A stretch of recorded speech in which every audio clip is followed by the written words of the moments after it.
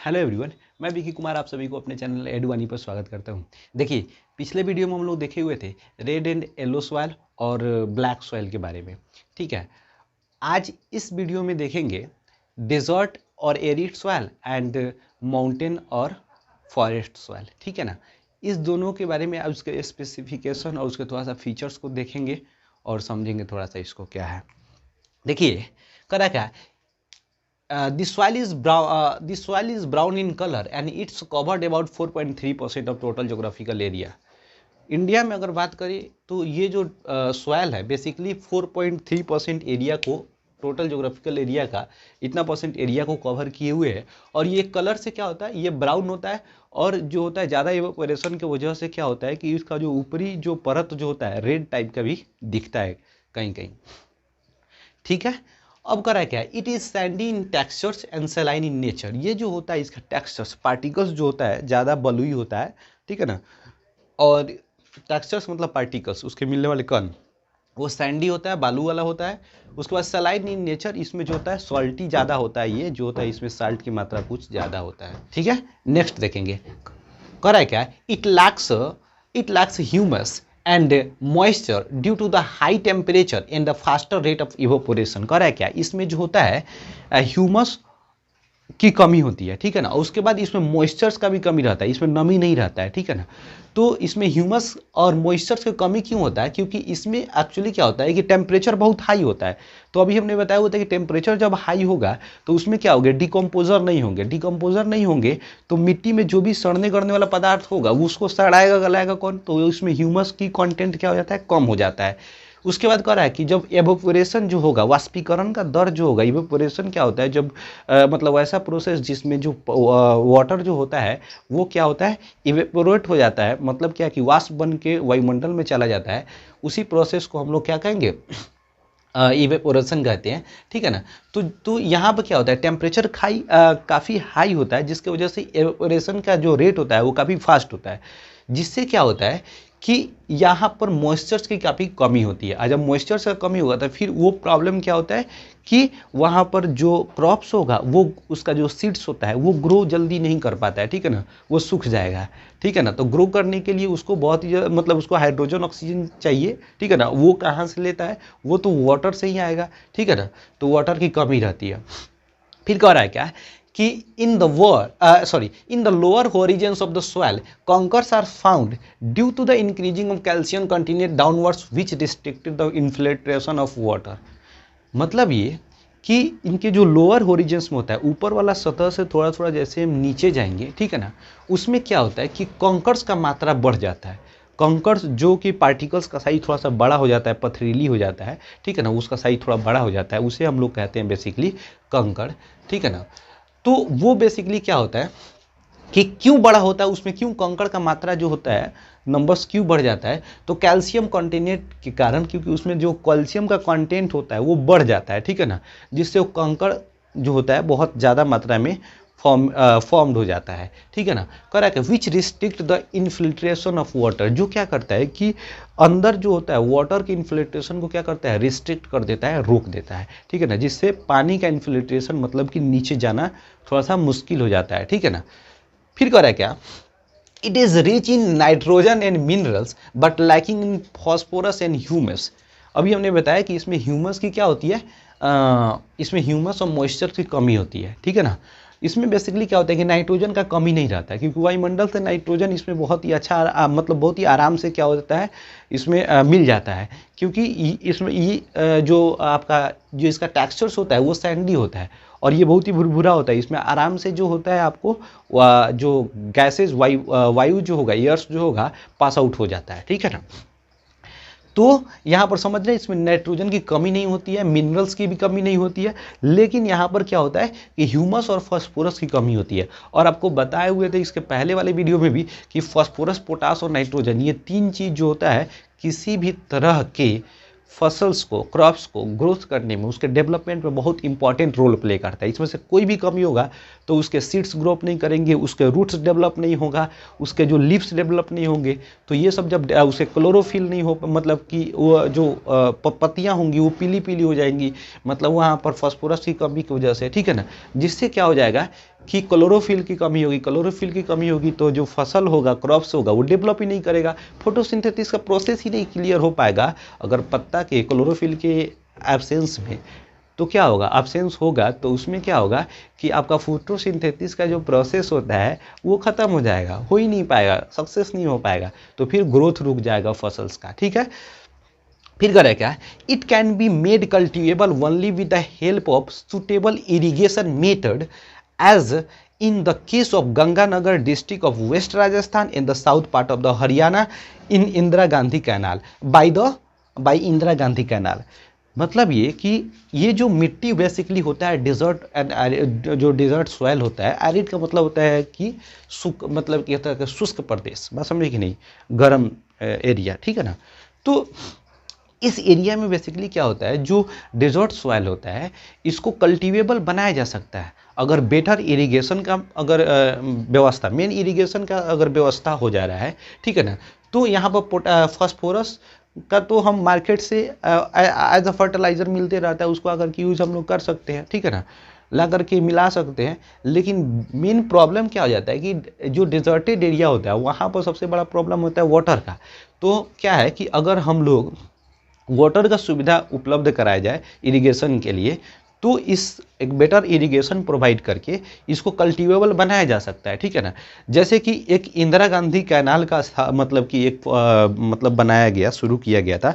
Indira Gandhi canal basically क्या है आपको कि पंजाब के सतलज नदी से क्या है कि मतलब रिलेटेड है, और ये क्या है वेस्टर्न राजस्थान से होकर के, जैसे आपको बीकानेर और गंगानगर डिस्ट्रिक्ट से होकर के गुजरता है। ठीक है ना, तो ये जो इंदिरा गांधी कैनाल है ये बेसिकली क्या है कि आपको पंजाब की सतलज नदी से रिलेटेड है। उसके बाद ये 1952 में स्टार्ट किया गया था बनाना। ठीक है ना, और 2010 में कंप्लीट हो गया 2010 में। ठीक है ना, याद रखिएगा 1952 में शुरू हुआ था, बनाया गया, इसको बनाना शुरू हुआ किया गया, स्टार्टिंग किया गया, और जो है 2010 में ये कम्प्लीटली बन गया। ठीक है ना, इससे क्या हुआ कि जब कैनाल निकला तो उसके आसपास के एरिया में जितने भी लोग रह रहे थे, खेती कर रहे थे, उनके लिए बहुत ही आसान हो गया। किसके लिए, इरिगेशन के मतलब इरिगेशन करने में। ठीक है ना, जिससे क्या हुआ कि वहाँ पर लोगों का जो है फसल के प्रोडक्शन में काफ़ी सुधार हुआ। ठीक है ना, तो और भी इसमें जो है बहुत जहाँ जहाँ भी ये मिट्टी पाया जाता है, डिजर्टेड सॉइल पाया जाता है, वहाँ पर आराम से क्या किया जा सकता है, इरिगेशन का सुविधा, बेटर सुविधा उपलब्ध करा करके उसको कल्टीवेबल बनाया जा सकता है, जिससे लोग आराम से खेती कर सकते हैं। ठीक है ना, नेक्स्ट देखते हैं, इट इज़ यूजफुल फॉर मेज, paddy, vegetable, millets and pulses. करा क्या, ये जो है डिफरेंट फसल्स लाइक मेज, पैडी मतलब धान ही होता है, धान से ही आपको राइस निकलता है। ठीक है ना, वेजिटेबल्स, मिलेट्स एंड पल्सेस, इनके लिए क्या होता है, ये सूटेबल होता है। ठीक है ना, उसके बाद करा क्या है, it is found in most part of Rajasthan, ये ज़्यादातर राजस्थान के पार्ट में, जैसे थार रेगिस्तान का नाम आप लोग सुने होंगे। ठीक है ना, वही बेसिकली इसका सबसे बड़ा जो है एरिया को कवर किए हुए है। ठीक है ना, गुजरात के देखिए रन ऑफ कक के TCH कच्छ, ये जो कच्छ जो है एक डिस्ट्रिक्ट है गुजरात में। कच्छ कहाँ पे, एक गुजरात का क्या है, एक डिस्ट्रिक्ट है जिसको रन ऑफ कच्छ कहा जाता है। ये जो है अपने भारत का सबसे बड़ा डिस्ट्रिक्ट है। अगर पूछेगा कि which is the largest district of India, तो इंडिया में सबसे लार्जेस्ट जो डिस्ट्रिक्ट होगा तो गुजरात का कच्छ होगा। ठीक है ना, इसका मीनिंग क्या होता है, KATCH होता है, कच्छ। ठीक है ना, और इसका जो हेड क्वार्टर है वो भुज में है। हेडक्वार्टर कहाँ होगा, भुज में होगा। याद रखना हमेशा कि भारत का सबसे बड़ा डिस्ट्रिक्ट कौन होगा, तो कच्छ होगा। ठीक है ना, और ये जो गुजरात का जो रन कच्छ है, ठीक है ना, ये भी एक डिजर्टेड एरिया है। ठीक है ना, और एक और बात याद यहाँ पर रखना है कि मोस्टली पार्ट ऑफ राजस्थान में क्या, थार डिजर्ट है। कौन सा डिजर्ट है, थार डिजर्ट। ये दुनिया का 7वां सबसे बड़ा डिजर्ट है। ठीक है ना, अकॉर्डिंग टू देयर एरिया। ठीक है, तो एरिया के हिसाब से अगर देखेंगे तो ये वर्ल्ड का 7वां सबसे बड़ा डिजर्ट है। और वर्ल्ड का सबसे बड़ा डिजर्ट का बात अगर हम लोग करेंगे तो सहारा है, जो नॉर्थ अफ्रीका में पड़ता है। अफ्रीका मोस्टली एग्जैक्ट अगर लोकेशन बात करते हैं हम लोग तो नॉर्थ अफ्रीका, सहारा डिजर्ट, ये वर्ल्ड का सबसे बड़ा डिजर्ट है। और भारत का सबसे बड़ा डिजर्ट ये क्या है, 7वां सबसे बड़ा डिजर्ट है वर्ल्ड में, और सबसे बड़ा बात करें इंडिया में तो थार डिजर्ट है, ठीक है। और आपको पहले ही बताया, देखिए इंडिया जो है अकॉर्डिंग टू देयर एरिया के हिसाब से अगर बात करें तो वर्ल्ड का 7वां सबसे बड़ा देश है, और वर्ल्ड का सबसे बड़ा डिजर्ट भी इंडिया में हो गया। तो दोनों सिमिलर है, याद करने में काफ़ी आसान होगा, ठीक है ना। फिर कह रहा है कि हरियाणा एंड पंजाब, हरियाणा का बहुत ही उसका जो साउदर्न पार्ट है वहाँ पर भी कुछ पार्ट जो है आपको डेजर्टेड एरिया है, ठीक है। तो ये हम लोग बेसिकली देखे डिजर्ट और एरिड सॉइल के फीचर्स को देखे। अब हम लोग देखते हैं माउंटेन और फॉरेस्ट सॉइल के फीचर्स को तो देखते हैं, और ये किस किस एरिया में बेसिकली पाया जाता है, इसका क्या फीचर्स है इसको देखेंगे, ठीक है ना। तो देखिए करा क्या, this soil is found in हिली एंड माउंटेन्स रीजन। ऑब्वियस नाम से पता चला है कि माउंटेन और फॉरेस्ट रीजन, ठीक है ना। जहाँ माउंटेन होगा वहाँ फॉरेस्ट होगा। और बात करें कि जब ग्रेटर हिमालयस की तरफ जाते हैं, सबसे पीक वाला पॉइंट पे जाते हैं, तो वहाँ पर क्या होता है कि कुछ नहीं मिलेगा आपको, वहाँ पर आपको पूरा डिजर्टेड एरिया होगा। थोड़ा सा आप लोग सोचने लगे होंगे यार ये हम क्या बोल रहे हैं। डेजर्टेड, देखिए डेजर्ट दो तरह का होता है, एक जो होता है एरिड डिजर्ट होता है, और एक होता है आपको कोल्ड डिजर्ट, ठीक है ना। कोल्ड डिजर्ट जहाँ पर केवल क्या है, बर्फ ढका हुआ है, उसे कहेंगे cold desert.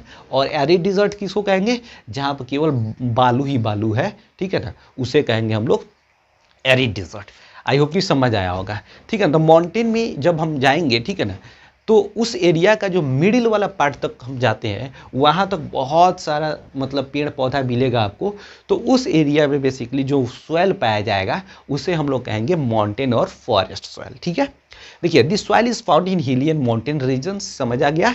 It covers about 8.6% of total geographical India के टोटल जोग्राफिकल एरिया का 8.6% ऑक्यूपाई किया हुआ है कौन सा, माउंटेन और फॉरेस्ट सॉइल।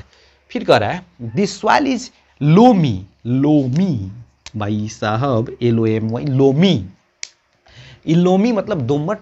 उसके बाद कह रहा है क्या, silty in valley sides while courses grade in the upper slopes.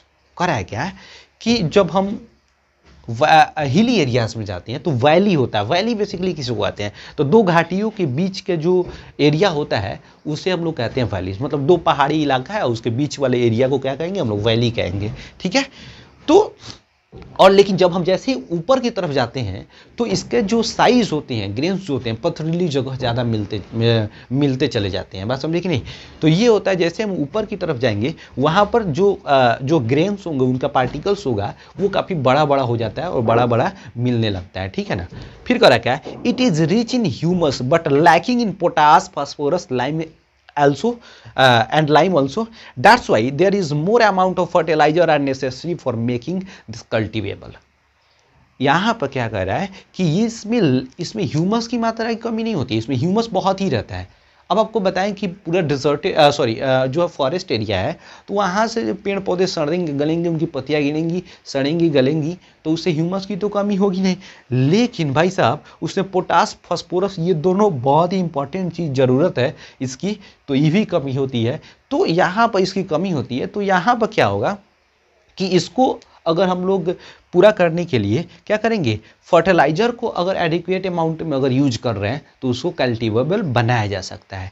यहाँ पर देख रहे हैं कि किस किस कमी होती है, किस किस एलिमेंट्स की कमी होती है, न्यूट्रिशंस की कमी होगी, पोटास फॉस्फोरस लाइम।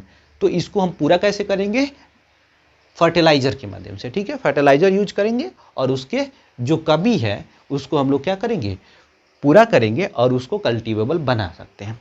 फिर कह रहा है क्या, this soil is suitable for spices, T, coffee, tropical fruits.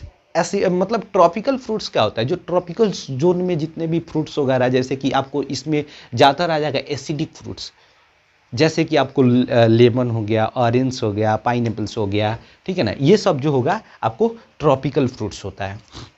तो यहाँ पर जो है इस तरह की मिट्टी में बेसिकली स्पाइसेस, टी, कॉफ़ी और ट्रॉपिकल फ्रूट्स वगैरह जो है आप ग्रो कर सकते हैं।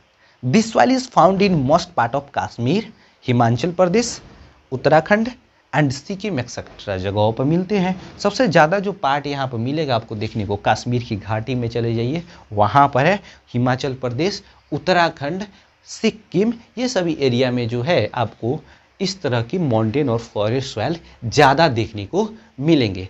तो आई होप कि आप सभी लोगों को ये चीज़ें समझ आई होंगी। और यहाँ तक हम लोग सॉइल के टाइप्स और उसके फीचर्स को समाप्त कर दिए। अब एक नेक्स्ट वीडियो लाएंगे जिसमें सॉइल इरोजन एंड कंजर्वेशन को पढ़ेंगे और पूरा का पूरा मेरा ये चैप्टर जो होगा रिसोर्सेज एंड डेवलपमेंट फिनिश होगा। और इसके बाद इसका जो नोट्स होगा अपने टेलीग्राम ग्रुप एडवानी फैमिली में डाल देंगे और आप लोग पूरा नोट्स कंप्लीट कर लेंगे। और इसके बाद जो नेक्स्ट आपको कौन सा सब्जेक्ट पढ़ाए, हिस्ट्री, पॉलिटिकल साइंस, इकोनॉमिक्स, क्या पढ़ाए, आप कमेंट करके ज़रूर बताएं। कौन सा चैप्टर शुरू किया जाए, हिस्ट्री में शुरू किया जाए तो हिस्ट्री में मोस्टली जो है आपको जो है नेशनलिज्म इन इंडिया जो है इसमें बहुत ही इंपॉर्टेंट होगा। काहे कि देखिए फिर लॉकडाउन लग चुका है, अब गवर्नमेंट फिर सीबीएसई बोर्ड की तरफ से कौन से चैप्टर को फिर से मतलब रिमूव किया जाएगा, किसको हटाया जाएगा, किसको रखा जाएगा, तो कोई भी हटे रहे उससे मतलब नहीं है, लेकिन नेशनलिज्म इन इंडिया कभी भी रहेगा, इसको हटाया नहीं जाएगा, ठीक है ना। इसलिए ये बहुत ही इंपॉर्टेंट चैप्टर है। तो आई होप कि अगर आप लोग चाहेंगे तो हिस्ट्री को शुरू किया जाएगा, नेशनलिज्म इन इंडिया, ठीक है ना, या फिर आप कमेंट करके बताएं कौन सा चैप्टर पढ़ा जाए, कौन से सब्जेक्ट्स की। उसके बाद आपको हम बता दें कि हिंदी, संस्कृत ये भी शुरू करेंगे, हम तुरंत ही शुरू करेंगे, इसका भी सब काम चालू है, मेरा नोट्स होगा सब बन रहा है, इसलिए नोट्स बना लेते हैं पहले, ताकि पढ़ाने के बाद आपको हम तुरंत नोट्स प्रोवाइड कर दें हमारे जो ग्रुप है अपना टेलीग्राम ग्रुप है उसमें, ताकि आपको कोई भी दिक्कत नहीं हो। अगर आपको अच्छा लगा हो तो चैनल को सब्सक्राइब कीजिए, अगर अभी तक नहीं सब्सक्राइब किए हैं तो लाइक कीजिए, अपने दोस्तों के पास भी शेयर कीजिए। और इसके साथ ही साथ आप घर पे रहिए और पढ़ते रहिए, मतलब फ्री में टाइम जो है आपको स्पॉइल करने का कोई फ़ायदा नहीं है। टाइम को बचाइए और उसको यूज कीजिए सही जगह पे। और बाकी तो हम हैं ही आपके साथ, किसी भी तरह के कोई भी सब्जेक्ट्स है, आप जैसे कि आर्ट्स में आपको बताया हम हिंदी, संस्कृत और एसएसटी, ये 3 सब्जेक्ट्स को हम कम्प्लीटली आपको क्लियर करा देंगे। और अभी ये मतलब जब तक हो सके ये पूरा का पूरा जितना आपको एग्ज़ाम में आने वाला है पूरा का पूरा क्लियर कराएंगे, आपको बिल्कुल टेंशन नहीं लेना, सोचना नहीं है। और अपने दोस्तों को भी बोलिए हम लोगों के साथ जुड़े, और जो भी वीडियोस वगैरह है, और भी कोई भी दोस्त है आपको, आपके 10th क्लास में पढ़ रहे हो, 9th क्लास का भी शुरू होगा, अभी थोड़ा सा पहले 10th पर भी हम भेजे हुए, तो अपने दोस्त के पास भेजिए और उनको भी रेकमेंड कीजिए कि वो अपने फर्दर दोस्त के पास भेजे, ताकि वीडियो और भी ज़्यादा क्या हो सके, स्प्रेड किया जा सके। बिना हेल्प किए आप लोगों की कुछ नहीं हो सकता है। देखिए हम तो मेहनत कर ही रहे हैं, अपनी तरफ से जो भी हो रहा है वो कर रहे हैं, और आप लोगों को मेहनत करना होगा, इसलिए ताकि हम लोग साथ में मिल करके आगे बढ़ सके और चैनल को ग्रो किया जा सके, ठीक है। तो बस आज के लिए इतना ही। नेक्स्ट वीडियो जो होगा सॉइल इरोजन एंड कंजर्वेशन पे होगा और चैप्टर समाप्त हो जाएगा। Thank you very much.